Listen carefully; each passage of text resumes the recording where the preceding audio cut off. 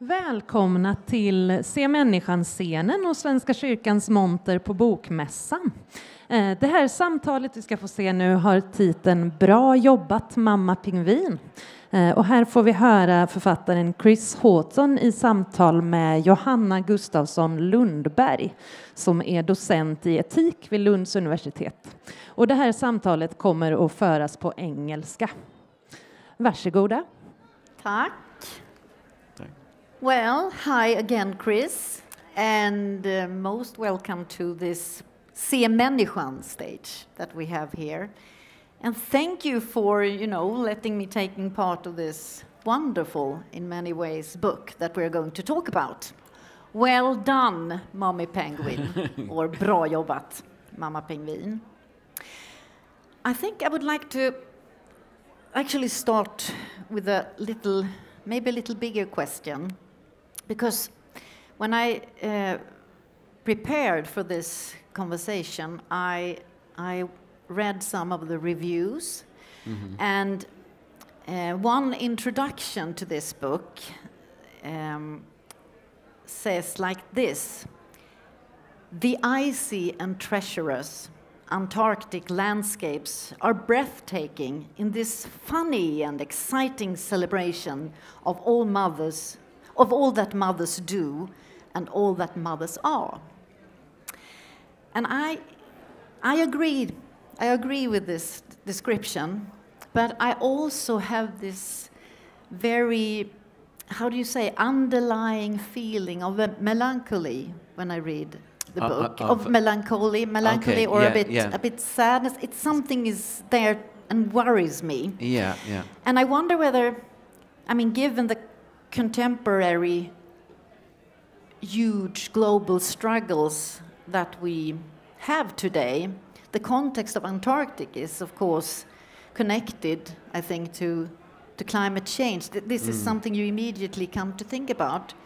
But I think that you have this great take that the story takes place within this landscape, at the same time beautiful, exciting, and filled with worries. And you put this story, which really I think everyone could recognize themselves in, this mother going out to get food for her child. And I would love to hear you reflect a bit on this, I think, exciting combination of a kind of deep surrounding maybe, or a level which also includes the hard parts of being a citizen in this world, with this wonderful everyday life. Yeah, well, I suppose, all of my books are for very, very young children. Yeah. And for young children, there has to be this kind of immediate thing, it's a family situation, or some, being lost, or your mum has gone away and you're worried, or, going into the sea when you don't want to, or some sort of very immediate thing that a child can identify with. Yeah. And a lot of these, problems or issues, also animals have the same thing. It's a very, the reason I came up with this story was I was actually working on a different story, and then I started watching a David Attenborough documentary, and the scene of this baby penguin crying, with hunger, waiting for the mum to come back, and then the mum, it was a sort of scene of huge big waves crashing, and the penguins trying to get back and get back onto the ledge, and then the excitement when the mum comes back, well done, Mommy with Penguin. the fish, but you can be a penguin, you can be a dog or a human child. Everybody identifies with this, be it the parent or the child, and it's a universal. Like I mean, I absolutely love David Attenborough and the you know, I grew up on that, and in a way, a lot of my stories are sort of, they're all with different animals, and I'd kind of like to do sort of, it's like David Attenborough for 2-year-olds. Yes. You know what I mean? Like, I love the natural world and just how amazingly beautiful, and so I hope I did Antarctica justice. But yeah, just these amazing landscapes, just looking at these beautiful scenes, and then trying to, you know, tell this family story in this, you know, magical, pristine landscape. Yeah, and I think that the identification is very clear, because when I was reading it, I see this little penguin more. It's a child. Now the child is coming, so definitely. But penguins is a very, I think, isn't it a very specific kind of animal? And I think you're actually commenting upon it right now, that because I was curious of why the penguin and not, as you say, the puppy or... Yeah, well, I mean, it literally came from this scene that I saw on David Attenborough thing. But also, actually, it's my mum's favorite animal. And we even have my grandfather carved a little penguin when she was a child out of wood. You know, he just so we had this penguin that Papa made. Always there on the mantelpiece, and my mum was like, "So when are you going to write a book about a penguin?" You know. And then when I saw this scene, you know, it clicked. I was like, "Here's the book I can write for Mom." You know, you know, thank God. You know, I've found the story. You know, I've always wanted to make her a penguin story, but also I had. A few years ago, I'd made a little animation about Antarctica as well. Yeah. So, and you know, by making that, so this was an animation about sort of climate science in Antarctica.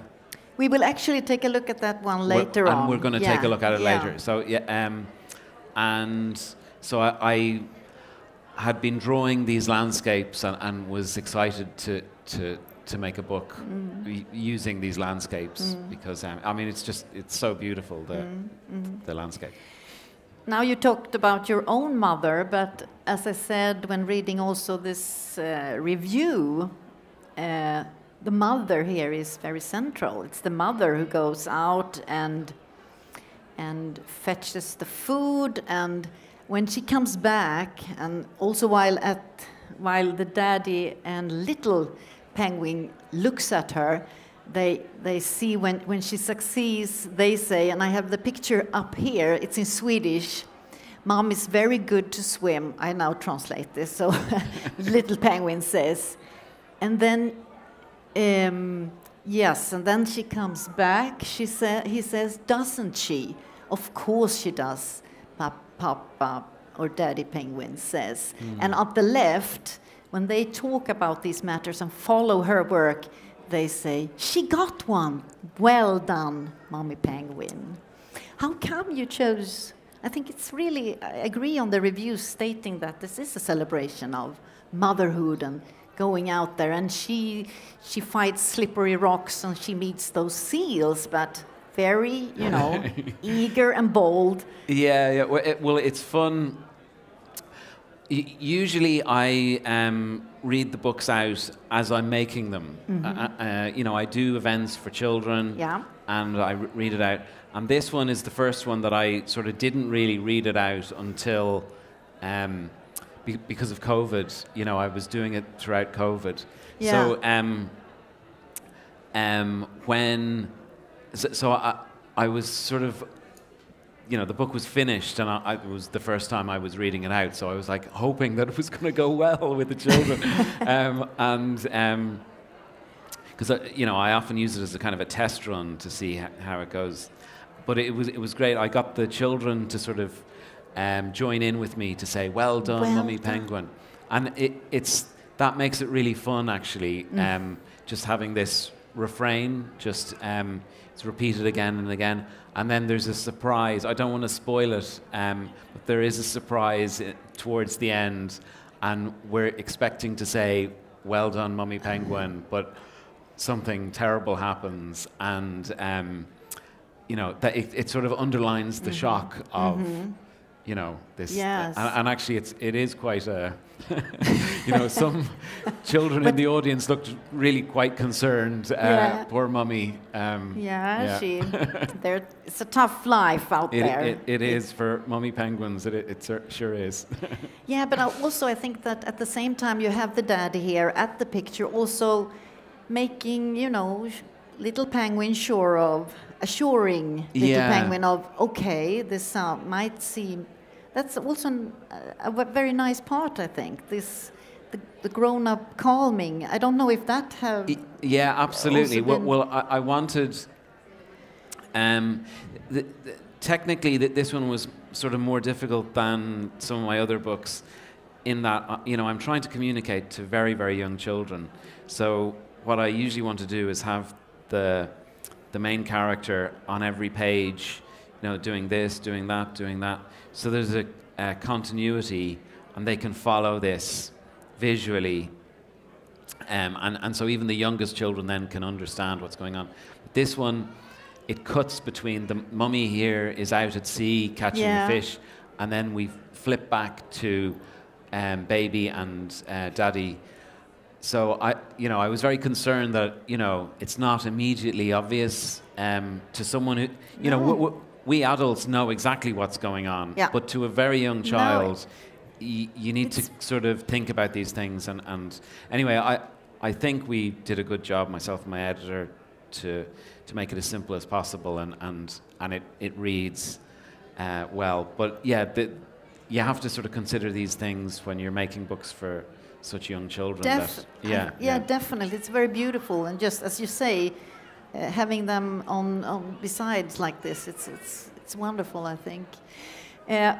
Maybe I spoil something now, because I think there's a lot of humor in this book, except for the warmth and so. But I think I think it's such a fun end of the story, because one might think that this mother who, you know, fought for food, she again went through scary landscapes and met those animals, and you might think that when she came home that she afterwards could maybe have some rest.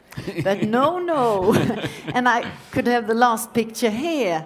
This is the answer that the little penguin says, "Kan jag få en till?" Expecting mom to go out again. This is the irony of motherhood, isn't it? Or the actually maybe base for it. But I wonder about this picture. I think it's great. They are thankful, but at the same time it's very, you know, it's not a question of whether she should go out again and get... I recognize my youngest son, actually. "Mom, could you fetch me the glass?" And I already fetched and got him so much, but it's clear that I know. Another glass or another glass. It is probably a lot of parents will recognize this. Yes. It's endless, it's thankless, you know. So and it's just a bit of humor at the end. It's you know, after all of this, you know, I'm still hungry actually. well done. You could say, Mommy Penguin. Anyway. Yes. I think that we still have some minutes left, and as we said here also a bit, you touched upon the movie or the small animations that you've done. You are very engaged in climate issues, and I think it would be so good, because I recognize the graphics now that I have read the Little Penguin book and also some of your other earlier books, and I actually think that it would be possible for us to show the beginning of maybe just this a little clip. Little animation. And I now look at my colleagues over here. It's cold in Antarctica. It's always cold. In fact, it's been cold for such a long time that a lot of the snow hasn't melted for millions of years. All that time, it just keeps piling up, deeper and deeper. So today, in places across Antarctica, the snow is over 3 kilometers deep. Over time, this snow packs together. It crushes under its own weight so tightly that it becomes solid. Yeah. Yeah, can you just, there's the little penguin, but now we are in this threatening climate situation. Yeah. So what is it about? So this animation came about. I was put together with a climate scientist with the British Antarctic Survey. Yeah. And they're amazing, really pioneering scientific research. British research group in Antarctica. They were the ones that actually found the hole in the ozone layer, 30 years ago. So that they drilled these ice cores and these bubbles that have been trapped for thousands of years, sometimes hundreds of thousands of years. And they measured the CO2 levels that was, from the time that they were trapped. And that's how we know, up to 800,000 years ago, what the CO2 levels were, in those years in the past. So I met with Emily Shuckborough from the British Antarctic Survey in her base in Cambridge, and I was just asked to communicate her work because she's very frustrated, like a lot of climate scientists, that this is going on and nothing is being done, and she's out every day trying to communicate, but it's just not sticking. So the idea was that they would get myself and we've got other authors and illustrators to help communicate this work. What would you say is the main challenge in helping out in such a matter? I mean, communicating such, as you say, complex matters. If you say so. Well, I mean, I think the whole problem here with the climate thing is it's just so intangible to us. CO2 is invisible. It's all very, it just doesn't really visually come home. And so I suppose as communicators and illustrators, we can help sort of actually make this more tangible to people. I mean, that's what I hope. But yes, somehow we're not responding the way we should be responding to this very urgent issue. And so yeah, we did that animation. I did 2 other ones, one about climate science in the UK and one about climate science in South America. They're all available on my website and with other things as well. And I've been involved. Actually, the Extinction Rebellion, I'm involved with them in the UK. And actually, 2 of the designers, the main designers from Extinction Rebellion, are Swedish. A Swedish couple, Eric and Moa. And so we've been working an awful lot together, doing graphics and trying to communicate this. And yeah, we're rounding up now, but I think that we're now in Greta Thunberg country, of course, and that is, I think, brings hope. But what would you say? Where do you spot hope today in these pretty depressing questions? I must say. I even know, though I really and I know you. It's pretty depressing, all right. Yeah, I mean, I think the only really way. I mean, we've had, the suffragettes. The only way they got heard was by sort of doing direct action and really pushing things like civil disobedience and things like that. The same with civil rights in the US. It wasn't, you can't ask politely. No. It just doesn't work. When this is our entire energy system. There's a lot of money to be made by not doing, and it's not going to give up easily. So I think we have to sort of look at actually how we're going to start, getting together and you know, blocking roads and things like that, because that's the only way I think it will, you know, just to get it into the news cycle, you need to do these things. Martin Luther King said, you know, he said, you know, you have to play the media like a string. If you let it go too slack, it just doesn't register in the news. It's not going to be in the news. But if you pull it too tight, the string will break, and you know, it's a disaster. It's a PR disaster. You have to pull it tight enough that it's in the news, but it plays like a string, you know, so you need to keep it in the media system, so that we're aware of it all the time and it doesn't move on, it doesn't go on to the next thing. We should keep it in the forefront of our minds the whole time, yeah. That's very interesting, and really, I think, give you new food for thought.